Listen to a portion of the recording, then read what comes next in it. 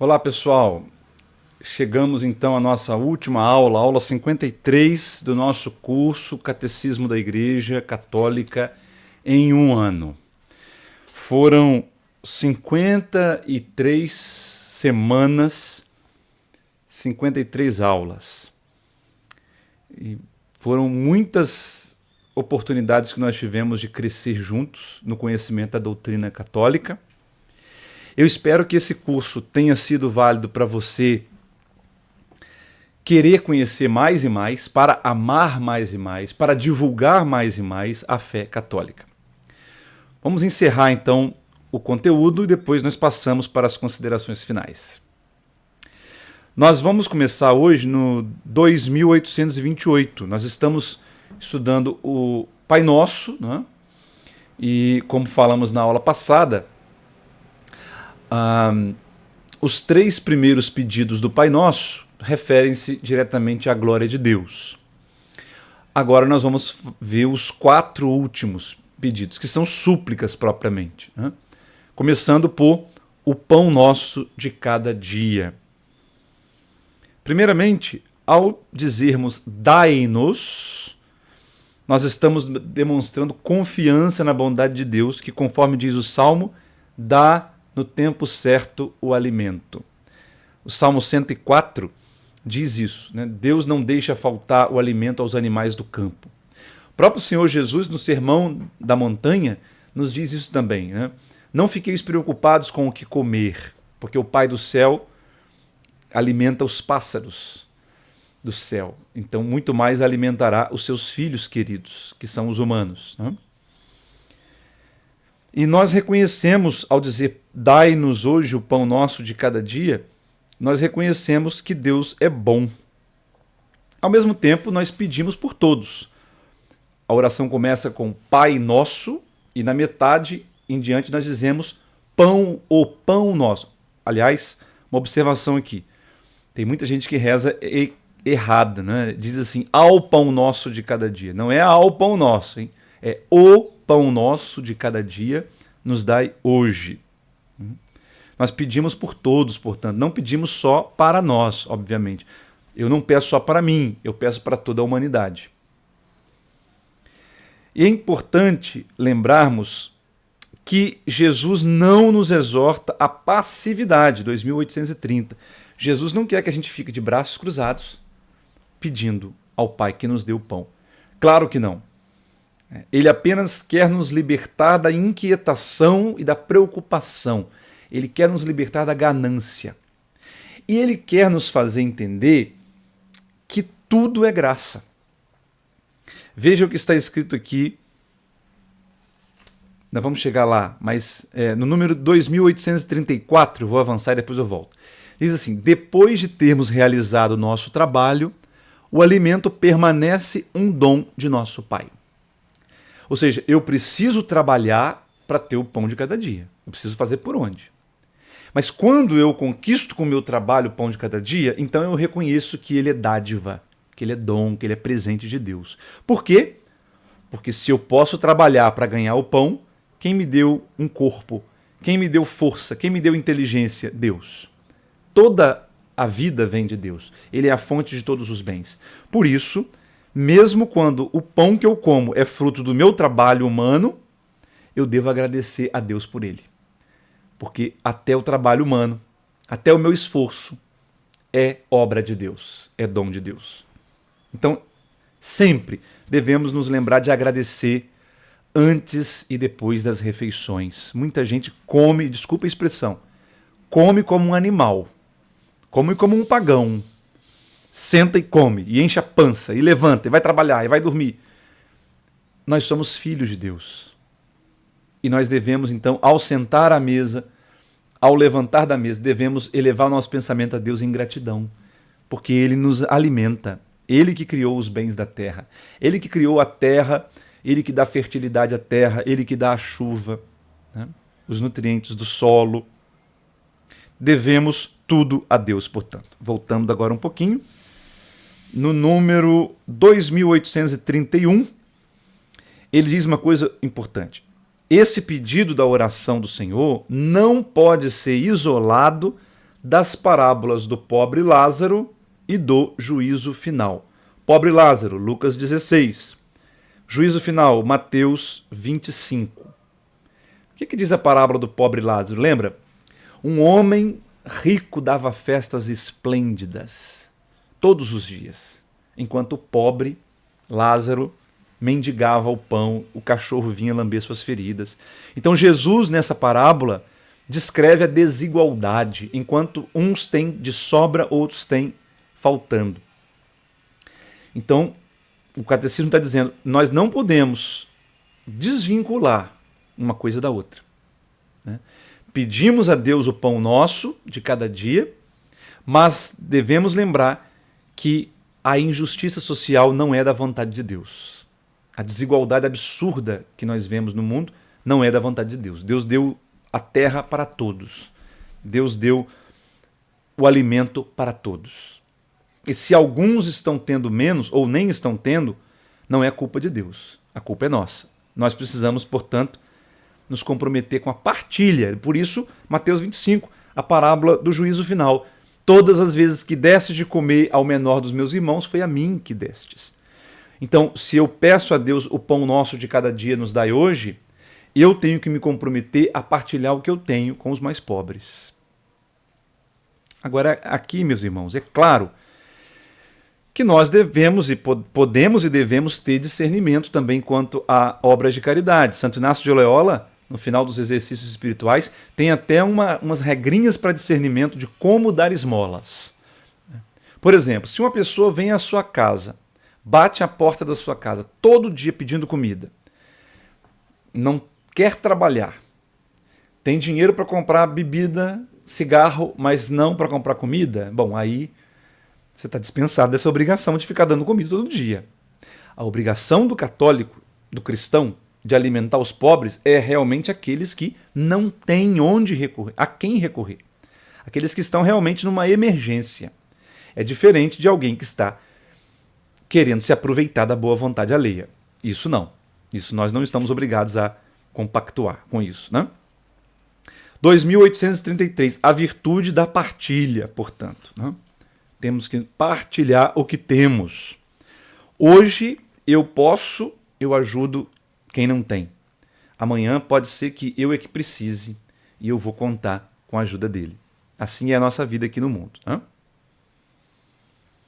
2835 nos diz que esse pedido, dai-nos o pão nosso de cada dia, refere-se especialmente ao pão da vida, à Eucaristia. E veja que interessante, 2836. Hoje, o pão nosso de cada dia nos dai hoje.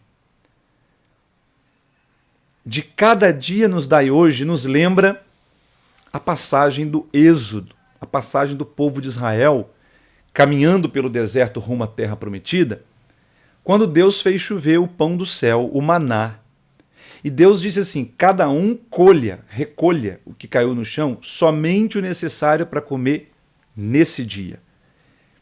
E quem desobedecia a Deus e recolhia um pouco a mais para guardar para o dia seguinte, aquele maná apodrecia. Porque Deus está nos ensinando várias coisas com esse episódio. E Jesus retoma isso ao dizer, o pão nosso de cada dia nos dai hoje. Eu não estou pedindo pão para amanhã. Primeiro, para eu não entrar na ganância. Não deixar a ganância, né? Eu quero para hoje, mas eu quero mais. Eu quero garantir. Não. Eu quero dar o meu jeitinho humano de garantir meu pão para amanhã. Não. Amanhã eu peço de novo. Segundo, não pegar em excesso. Se eu só preciso de pão para comer hoje, amanhã eu não sei se eu vou estar vivo. Então eu devo pedir só para hoje. Deus não aprova o acúmulo. Deus não aprova o exagero, o desperdício. Certo? Hoje, portanto, é a expressão de confiança. E, ao mesmo tempo, esse hoje aí não é hoje no sentido cronológico só. É o hoje de Deus. É a eternidade, o tempo de Deus. Então, quando dizemos o pão nosso de cada dia nos dai hoje, esse de cada dia retoma a pedagogia do hoje, diz o 2837. Uma confiança sem reservas. E, ao mesmo tempo, nós entendemos que convém que a liturgia eucarística seja celebrada cada dia. A igreja, com exceção de Sexta-feira Santa, todos os outros dias do ano celebra a missa. Porque nós pedimos a Deus o pão nosso de cada dia nos dai hoje, então nós temos que fazer a nossa parte. Nós celebramos a missa todo dia, para que não nos falte o pão por excelência, com P maiúsculo. O pão de cada dia que é Cristo. Santo Agostinho nos diz que a Eucaristia é uma força de união que nos vincula ao corpo de Cristo, para que nós nos transformemos naquilo que recebemos. Olha que maravilha é a Eucaristia.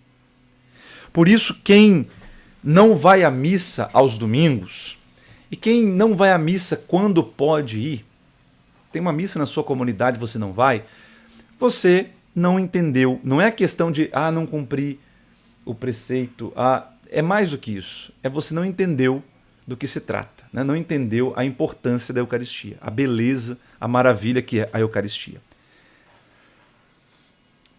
2838, perdoai-nos as nossas ofensas. Agora vamos passar para o outro pedido, né? O quinto pedido, portanto. Perdoai-nos as nossas ofensas, assim como nós perdoamos a quem nos tem ofendido. Atenção, hein? Não é perdoai as nossas ofensas. É perdoai-nos as nossas ofensas. Ou perdoai-nos pelas nossas ofensas. É a mesma coisa, tá? Nós não estamos pedindo a Deus que perdoe as ofensas, mas que Ele nos perdoe por causa das ofensas. Então, gramaticalmente, o correto é perdoai-nos as nossas ofensas. Muitos não sabem disso, muitos estão rezando errado, né? Então, nosso pedido não será atendido, diz o catecismo, a não ser que tenhamos antes correspondido a uma exigência. Essa oração é uma aliança, uma via de mão dupla. Eu peço e eu ofereço algo, né? Eu peço a Deus, perdoai as nossas ofensas, e eu me comprometo, assim como nós perdoamos a quem nos tem ofendido. Em outras palavras, se eu não perdoar o meu irmão, o Senhor não dará o seu perdão. Eu estou dizendo isso para Deus. O Senhor não me perdoe se eu não perdoar. Eu estou me comprometendo com Deus, portanto. Cuidado ao dizer o Pai Nosso, hein? Porque você está se comprometendo. Se você reza o Pai Nosso e diz, isso eu não perdoo, fulano de tal eu não perdoo, então para de rezar o Pai Nosso, você está blasfemando.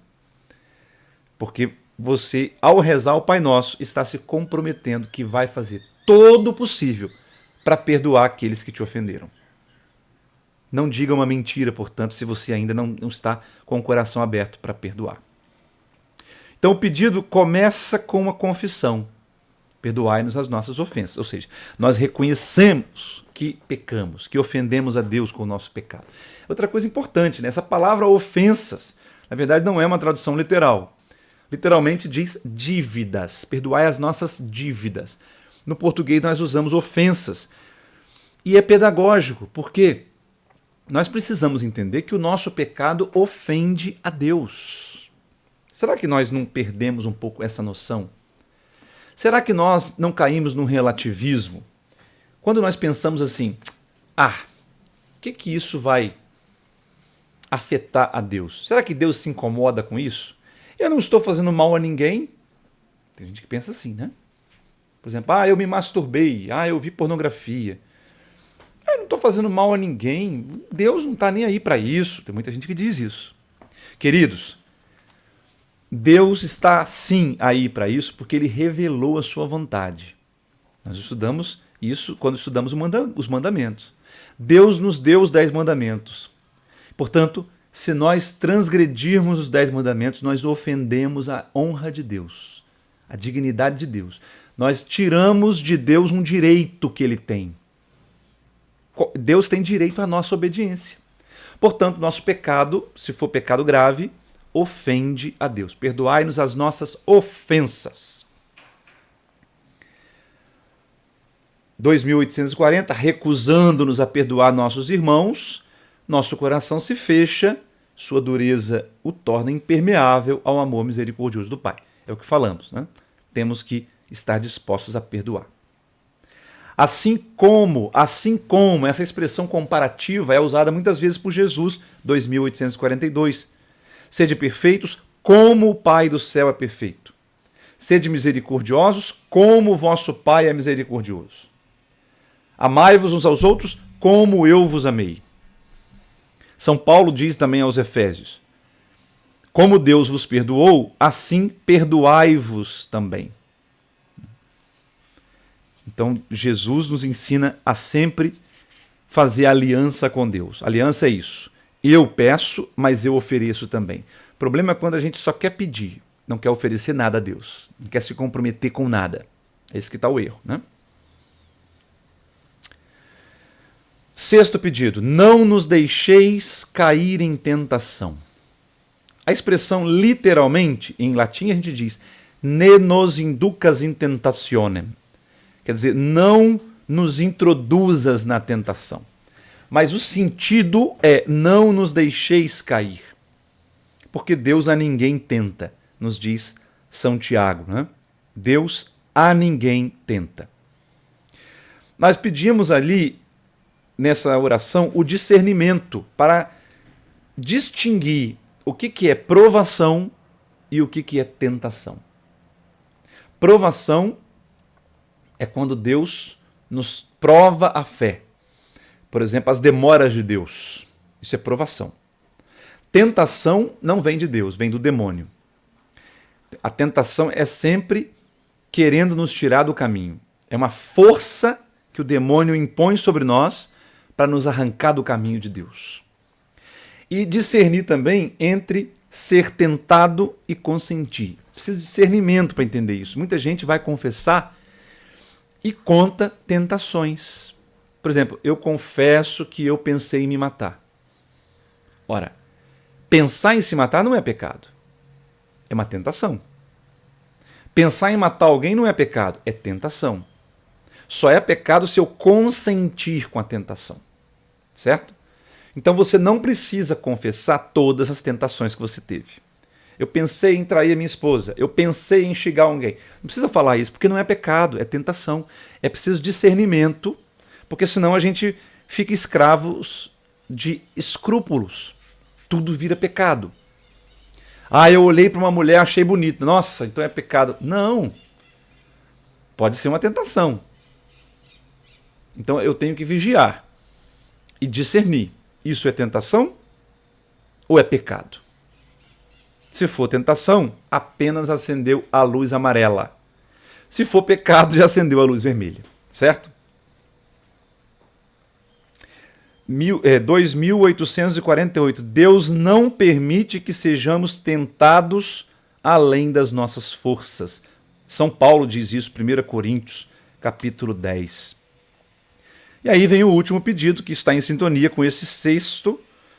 Mas livrai-nos do mal. Talvez você nunca tenha percebido que o Pai Nosso é um exorcismo.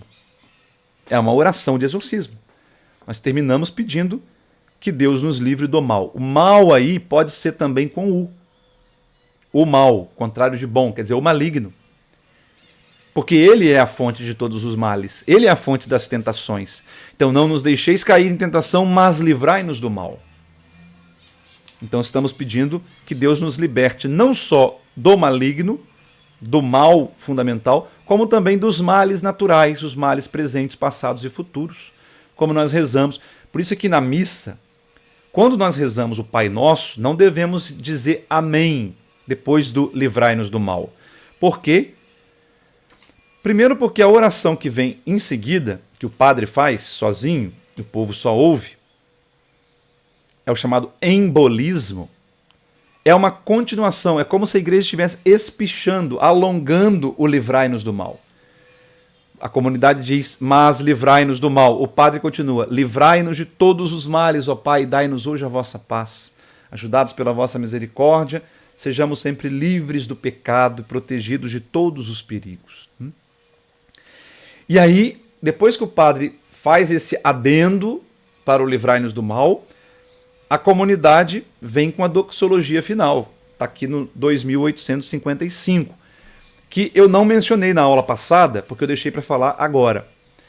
Essa doxologia final, doxa, em grego, quer dizer glória, né? Doxologia quer dizer glorificação. Essa doxologia, pois vosso é o reino, o poder e a glória para sempre, na missa nós dizemos, após o embolismo. E aí é que termina o Pai Nosso, propriamente. Mas nós não temos, em muitos manuscritos antigos, esse versículo, pois vosso é o reino, o poder e a glória para sempre. Apenas alguns manuscritos têm. Provavelmente isso foi um acréscimo, isso não é da origem, né, do Evangelho, de Mateus e de Lucas. Foi acrescentado depois. Por isso, nós não rezamos no dia a dia, nós católicos, embora esteja na forma ecumênica, porque a Bíblia protestante traduziu esse versículo que está obtido em alguns manuscritos, né? Pois teu é o reino, o poder e a glória para sempre. E é interessante porque, ao dizer essa doxologia final, nós retomamos os 3 primeiros pedidos do Pai Nosso, aqueles 3 que se referem a Deus. Santificado seja o vosso nome, venha a nós o vosso reino, seja feita a vossa vontade. Olha aqui, a glória, santificado seja o vosso nome, pois vossa é a glória. Vosso é o reino, venha a nós o vosso reino. E o poder, seja feita a vossa vontade, o poder de Deus. Então, nós terminamos o Pai Nosso com essa doxologia, retomando os 3 primeiros pedidos que nós fizemos no Pai Nosso, certo? E aí dizemos amém, que quer dizer que isso se faça. Em verdade que isso se faça. Queridos, chegamos ao fim. Graças a Deus. Tudo seja para a honra e glória do Senhor. Que cada minuto de estudo ao longo desse ano, que cada minuto de videoaula que nós tivemos aqui, nessas 53 videoaulas, seja tudo para a glória e louvor de Deus nosso Pai, por Jesus no Espírito Santo, seja para o crescimento da igreja, para a santificação dos católicos. Eu agradeço a vocês que participaram comigo, vocês que chegaram ao fim dessa empreitada, aceitaram o meu desafio e vieram comigo. Eu quero aqui então retomar algumas coisas que as pessoas estão dizendo, olha. Vários comentários aqui. A Gerriane nos acompanhou desde o início, né, Gerriane? Gerriane dizendo aqui, está sendo muito bom. Bassani, padre, queria agradecer por ensinar de forma gratuita. Hoje em dia existem tantas pessoas cobrando para falar sobre Cristo. De maneira nenhuma. Imagina, a gente tem a obrigação. Nós padres recebemos bem para fazer o nosso trabalho. Nós temos côngruas muito dignas, então não tem por que cobrar, né, receber a mais por aquilo que eu já recebo. Sou muito bem cuidado pela minha paróquia, graças a Deus. Donizete Silva está aqui dizendo, aprendi muito sobre minha fé, Deus o abençoe grandemente, etc. Esse outro aqui que eu não sei quem que é. Grande bênção para nós, essa oportunidade que o Senhor nos proporcionou, graças a Deus. A Neuza diz, que bênção esse curso, me fez crescer na fé e me tornar mais cristã e mais católica. Obrigado, Padre Juliano, pelos seus ensinamentos. Obrigado, Neuza. A irmã Terezinha aqui também, ó, foi de grande importância no aprofundamento da fé, conhecimento dos mandamentos, dos sacramentos da oração. Que bom que as aulas ficam gravadas e assim podemos voltar a escutar, rezar e meditar para vivenciar. Que bom, irmã. Obrigado. A Hélia Brites, lá de Cachoeiro, dizendo, assisto às aulas sempre, tem me ajudado muito, agradeço ao Senhor por nos ajudar a conhecer melhor a nossa igreja. Que bom, graças a Deus. Aparecida Gonçalves de Azevedo, esse curso de catecismo foi um grande aprendizado para mim, muitas coisas que aprendi realmente não tinha conhecimento. Quanto mais aprendendo, mais ainda tenho vontade de aprender. Oh, glória a Deus! Sabrina Furtado, foi uma experiência maravilhosa e enriquecedora o estudo do catecismo. Quanto aprendizado! Eu me apaixonei ainda mais pela Igreja Católica.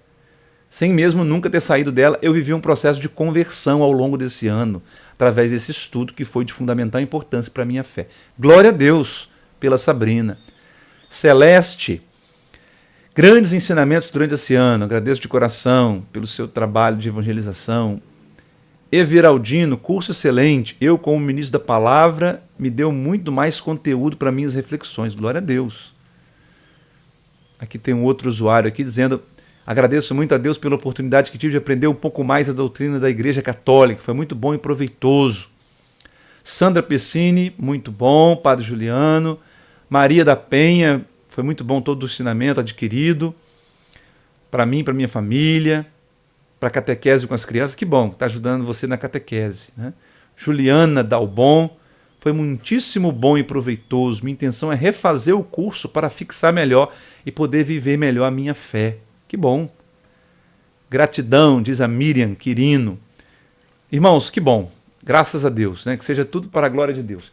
Ó, agora, só para mostrar para vocês aqui, né, que estão acompanhando comigo, um pouquinho do nosso estúdio aqui, né? Eu peço desculpas a vocês, porque eu não tenho ninguém que me ajude, né? Não tenho uma equipe de trabalho como outros padres youtubers têm, né? Por isso a gente faz gratuito. Um making off aqui para vocês, ó, para vocês verem minhas gambiarras, ó, para você ver que eu faço tudo, não tem câmera profissional, é tudo na minha webcam mesmo aqui, eu comigo mesmo. Olha aí minha luz, que maravilha, ó, pendurada num cabo de vassoura. É do meu escritório aqui, ó. É aqui que eu trabalho, né? Tem um microfoninho aqui, isso sim. Aqui está minha pequena biblioteca, né? Onde estão meus livros, meus estudos. Aqui é o meu quarto, ó. Para vocês verem que é tudo muito simples, mas tudo foi feito com muito carinho para vocês, tá certo? Eu espero que vocês me perdoem pelos meus erros, né? E agradeço a todos pela fidelidade, pela colaboração com esse nosso curso. Eu termino incentivando vocês, gente. Estudem, por favor. Saiam de polêmicas. Vamos parar com bobeira, com polêmica. Hoje em dia tudo virou polêmica. Vamos sair disso. Criticar concílio, criticar papa, criticar CNBB. Sai disso. Deixe de seguir perfis que falam mal do Papa, que ficam polemizando, que ficam polarizando. Saia disso, não gaste seu tempo com isso. Se você está com tempo sobrando, compre livros. Livros! Precisamos ler muito mais do que temos lido. Sai da rede social, para de ficar gastando horas e horas vendo besteira, vendo vídeo bobo, que não acrescenta nada, né? Então tem muitos cursos sendo oferecidos, cursos de teologia, tudo online hoje em dia, você não precisa sair de casa. O conselho que eu te dou é esse: vai para a academia fazer corrida, vai ouvindo um podcast católico, vai ouvindo uma meditação, uma pregação, uma aula de teologia, vai enriquecendo a sua fé, né?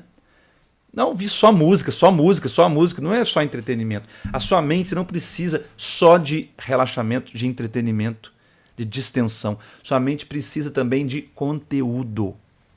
Conteúdo, para que você possa crer com mais firmeza, você precisa conhecer melhor a sua fé. Que esse curso tenha te ajudado. E outros cursos certamente virão por aí.